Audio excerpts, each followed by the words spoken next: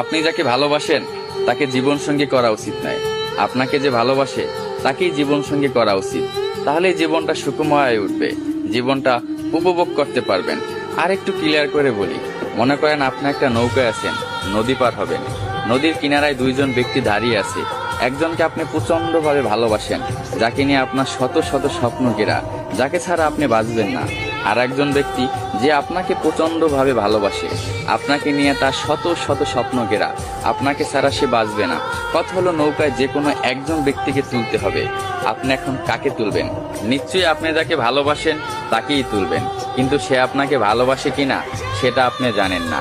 নদীর মাঝপথে যাওয়ার পর যদি নদীতে জ্বর হয়, তখন সে হয়তো নিজে বাঁচার জন্য আপনাকে নদীতে ফেলে দিতে পারে।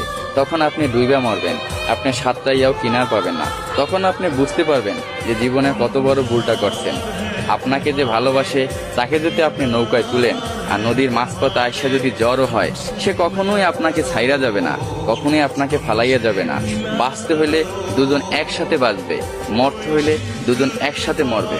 আমাদের যে ভালোবাসে তাকেই আমাদের লাইফ পার্টনার করা উচিত। তাহলে আমাদের জীবনটা সুন্দর হবে, আমরা জীবনটা উপভোগ করতে পারবো, হাসি খুশি ভাবে দিন কাটাতে পারবে।